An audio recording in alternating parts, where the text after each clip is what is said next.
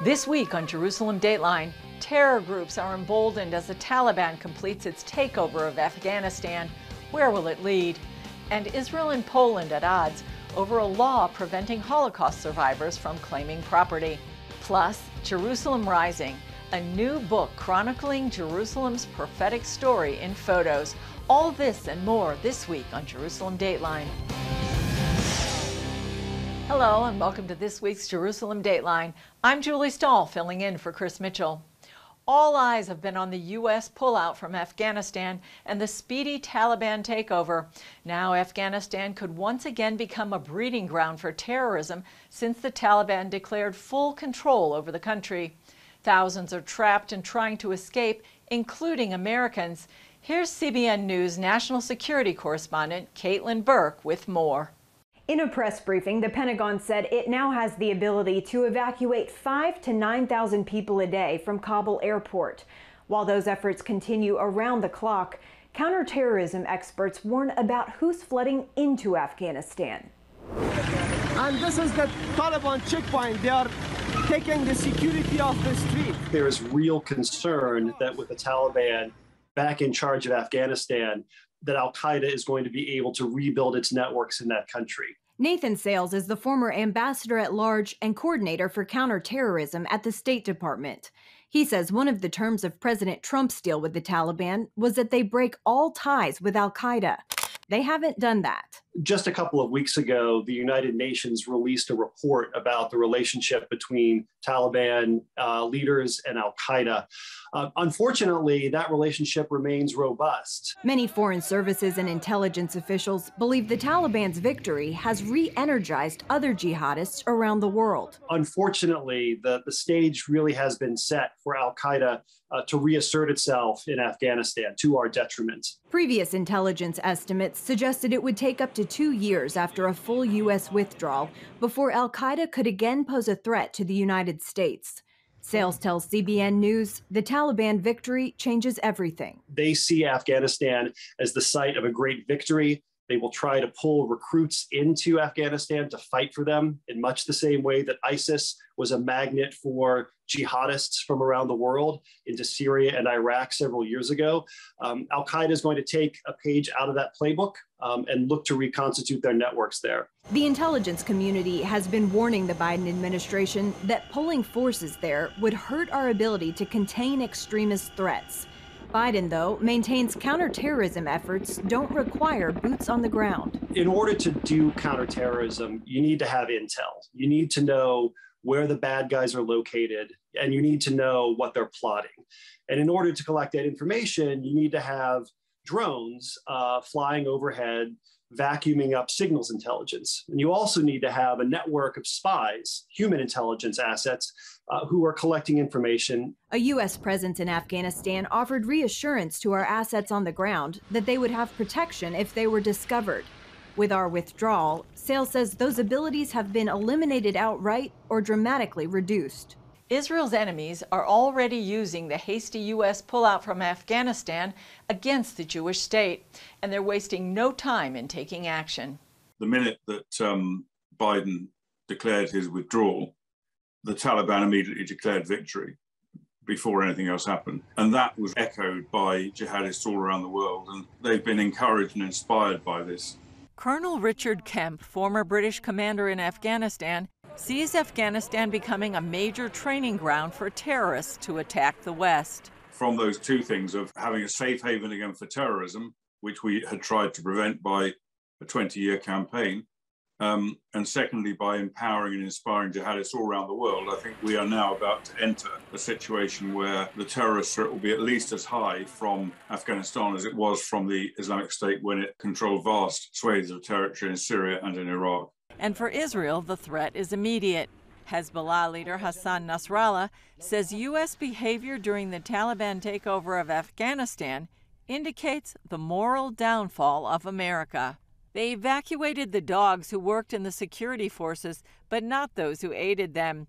They took out their equipment, but left the human beings behind. These are the Americans. Nasrallah called on those living in the region to draw specific conclusions from the Taliban victory.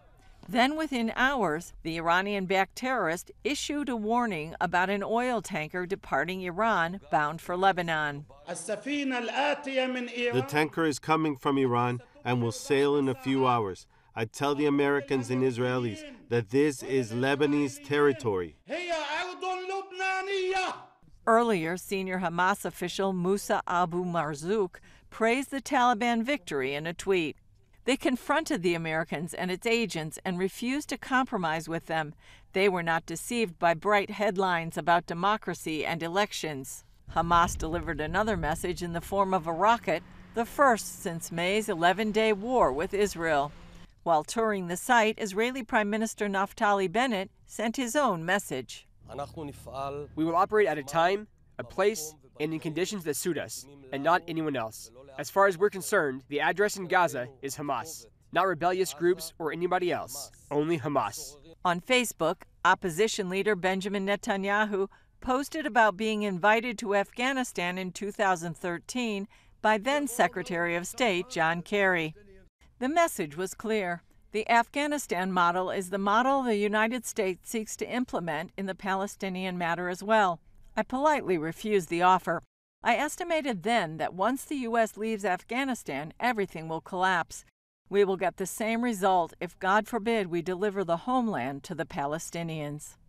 To hear more about the situation in Afghanistan, CBN founder Pat Robertson talked with CBN senior correspondent George Thomas, who has made several trips to Afghanistan since the U.S. invasion. George, the Taliban treatment of women has been horrific. What's this move about inviting them to join the government? Is that for real? Yeah, exactly. Is that for real? We both know that is not for real. This is window dressing, Pat. Wait for the between 5,000 to 10,000 Americans to finally be evacuated from Afghanistan. Wait for the 6,000 troops that are now controlling the Hamid Karzai International Airport, as well as the other NATO troops. Trust me, once all of our forces are out, all of our Americans are out, then the real crackdown begins. This is window dressing. There is no way. This is a 7th century medieval group that believes that women are second-class citizens. There is no way that they're going to allow women to participate in the governing process in Afghanistan. The reality is that in the next few weeks, months, we are going to see the severity of this group and what they believe in. And this is Islamic Sharia law. Let's not kid ourselves. 20 years later, this is a group that wants to take vengeance. And in fact, there are reports today that over the last 20 years, the United States, as well as our coalition forces, created a biometric database of all the Afghan security forces that participated with coalition forces, as well as Afghan special forces, including NGOs, the non-governmental organizations that worked for the betterment of Afghanistan, including women, including Christians. The reports are that the Taliban now has the entire biometric data list. In fact, there are reports as we come on the air today that from Herat to Mazar-e-Sharif to Kandahar to Kabul, Taliban are going door to door, checking with them. They have in their hands the biometric information, looking for people, those who worked with the Afghan government and those who worked with the United States these past 20 years. Biden has done something, it seems to me, rather foolish. He's putting more troops into the embassy. I mean, how are they ever going to get out? We only had about 2,500 troops prior to a few weeks ago. Suddenly we have this influx. If you are all concerned about getting troops out, why would you have this massive, influx of troops? This is going to be the challenge. And to tell you, Al-Qaeda today, from the streets of Sweden to Yemen to Saudi Arabia to Iraq to the deserts, sands of Morocco, all the way to Pakistan, Al-Qaeda and all of the various alphabet soups of terrorist organizations are praising what has happened. In fact, a major group that monitors traffic and chatter amongst the insurgent groups, the Al-Qaeda groups, said jihadists have portrayed the Taliban conquest of Afghanistan as a watershed event akin to the 9/11 events. Coming up, a new Polish law prevents Holocaust survivors from reclaiming properties lost in the Holocaust.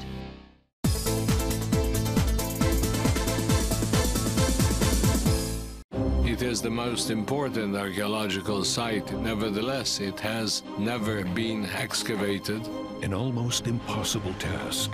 Temple Mount was the largest religious compound in the ancient world. It is the most politicized piece of real estate in the world. Leads to an improbable find. There is an ancient road, also 2,000 years old. That is the building which is referred to in the New Testament.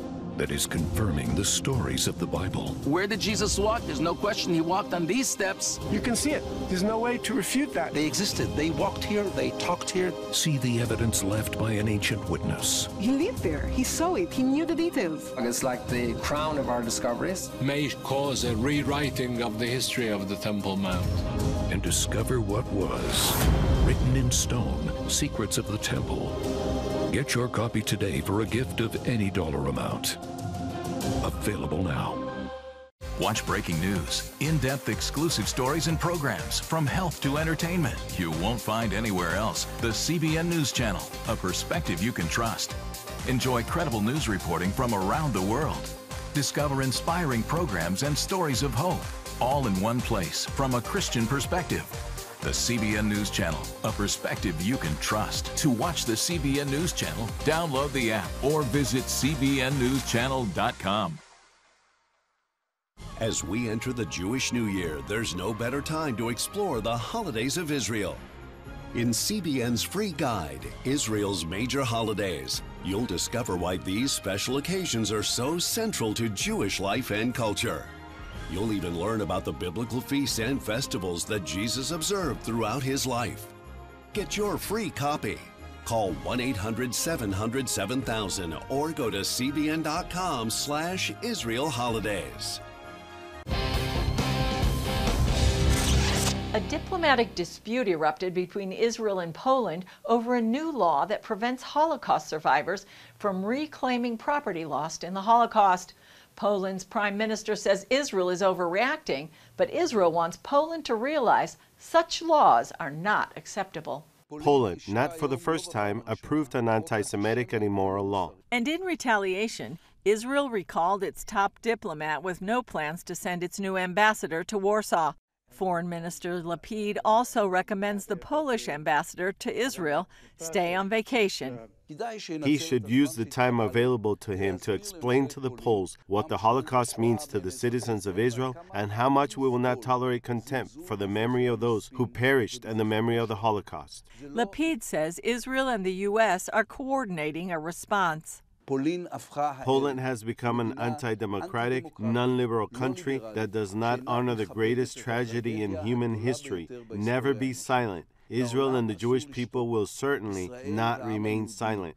U.S. Secretary of State Antony Blinken urged the Polish president to veto the legislation, saying it would severely restrict the process for Holocaust survivors and their families, as well as other Jewish and non-Jewish property owners, to obtain restitution for property wrongfully confiscated during Poland's communist era.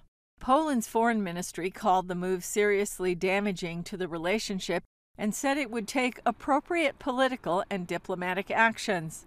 Lapid shot back that Israel had no intention of turning a blind eye to what he called the shameful conduct of the anti-democratic Polish government. Lapid's father and Blinken's stepfather were both Holocaust survivors. The message it sends to Holocaust survivors, to descendants of Holocaust survivors, and to non-Jews. And because there are many Christian Poles who also had property, it says the past doesn't matter. It's not important. And we're not going to look and see what happened. We're not going to address it. We're just going to say there are no more claims. Everything is settled. Everything is closed. Gideon Taylor of the World Jewish Restitution Organization says you can't build a house on that kind of foundation. Poland never passed any legislation that enabled people to file a claim and to come forwards. Unlike other former communist countries, Poland has said, we're not going to deal with this. Before World War II, Poland was home to nearly 3.5 million Jews, Europe's largest Jewish community at the time. 90% of them died in the Holocaust, and their properties were confiscated. While the incoming communist government kept those properties following the war, the fall of communism in 1989 opened the door for the properties to be reclaimed. Taylor says he believes Poland is afraid to look at its history. Poland has said, we don't want to be responsible for what the Nazis did. And they're right. Poland suffered horribly under the Nazis. But this is not about that. This is about what the Polish communist government did after the war, when it took the property of Holocaust survivors and others, and non-Jewish Poles, and confiscated it. Taylor says Israel and the U.S. won't let the issue drop. Poland, he says, needs to make some compensation for the loss. Tragedy outside Jerusalem as officials are saying arson, probably terror-related, is behind one of the largest fires in Israel in decades. The massive wildfire raged in the wooded hills outside Jerusalem for more than 2 days. High temperatures, dry weather, and winds fueled the giant blaze. 10,000 people were evacuated from their homes and a psychiatric hospital, but thankfully no one died. On the first day, the main Jerusalem-Tel Aviv road was temporarily closed, and the flames sent a massive cloud of smoke into Jerusalem miles away, darkening the skies and leaving an acrid smell. More than 6,000 acres of forest went up in smoke. Up next, a new book that takes an historic and prophetic look at the ageless city of Jerusalem. Now, for a limited time, you can get 5 of CBN's critically acclaimed documentaries. Experience the rebirth of the modern state of Israel. The historic bond between the Jewish people and the land of Israel cannot be broken.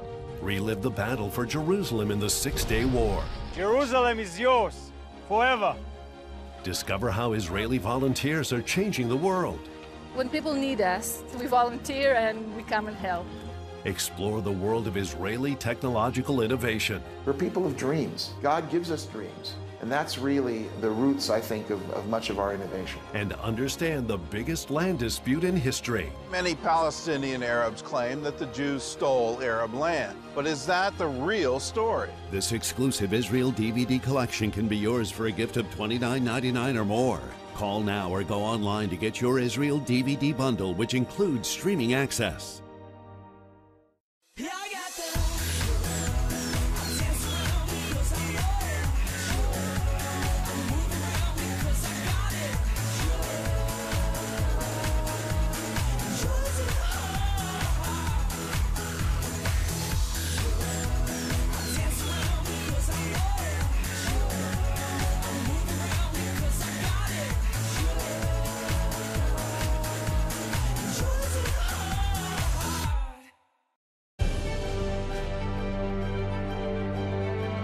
Here, we're committed to a heritage of rigorous scholarship, dating back over 1,000 years. And to a faith tradition dating back 1,000 more. This is how we create a culture of inquiry where no topic is off limits. And a culture of hope.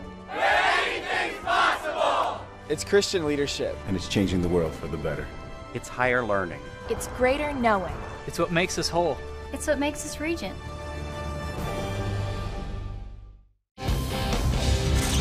The new book, Jerusalem Rising, takes an historical and prophetic look at the ageless city. As Chris Mitchell reports, the author seeks to tell an ancient story through a modern lens. Author Doug Hershey uses past and current photographs to show the extraordinary transformation of Jerusalem over the past 175 years. The book continues Hershey's unique look at prophecy and the Holy Land. Much like Israel Rising documented the revival of the land, Jerusalem Rising is documenting the fulfillment of, or at least the beginning processes of these biblical prophecies about Jerusalem being restored and what it's leading to. Hershey and adventure photographer Eden Ram comb the city for just the right angles to capture its past and present. Eden climbed up the top, there he goes.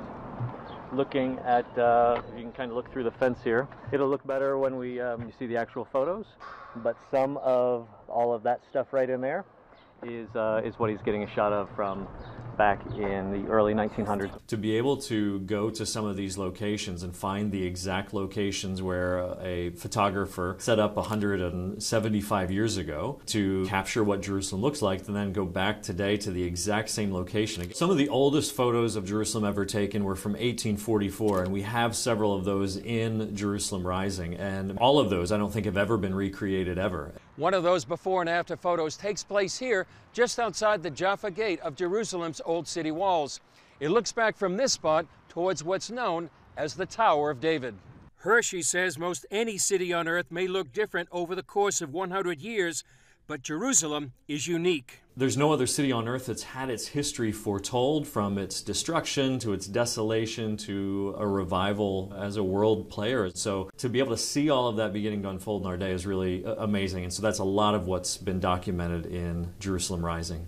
Hershey says some of those prophecies can be seen on the streets here. In Zechariah 8, God says that he's going to return to the city and he's going to dwell with his people, which is a profound statement for one of the prophets to say, that God's saying, I'm going to return to Jerusalem and dwell with my people. He says that the old men and old women will dwell safely in the streets, leaning on their canes, and the children will be playing in the streets, and the nations will begin to flood to Jerusalem. And before COVID, Israel set records for tourism. Never before in history have the nations flooded to Jerusalem the way that they are in our day. And now, clearly in Zechariah 8, it's in the context of coming to worship the King in Jerusalem, but it's undeniable that these are very beginning stages, historically, that we're seeing unfold in the city that have just never happened before. Hershey says if we want to understand Jerusalem, we must look to the Scriptures. Ultimately, if we continue reading the Scriptures, if we believe what the prophets said, Jerusalem is going to be a seat of ruling power for a Jewish king. Ezekiel 5:5 says that God has placed Jerusalem in the center of the earth. So locationally, it's already in the center of the earth. And one day soon, and even beginning now, it's already becoming the center of the world's attention. A city that for thousands of years has stood at the crossroads of history and prophecy. Jerusalem has been conquered and reconquered multiple times. It's changed hands over 40 times. It's been completely leveled at least twice. There's been literally hundreds and hundreds and hundreds of years where the city has just laid desolate, according to eyewitness accounts. Now we're at a time where things are starting to revive. So prophetic words from Zechariah 8 or Isaiah or any of these prophets about Israel, about Jerusalem, where once we thought were allegorical or spiritual or just abstract concepts, we're finding that God is doing exactly what he said. Never before have these prophecies been fulfilled in such a dramatic and significant way, and it's happening in our day in a really powerful and unique way. Chris Mitchell, CBN News, the Jaffa Gate, Jerusalem's Old City.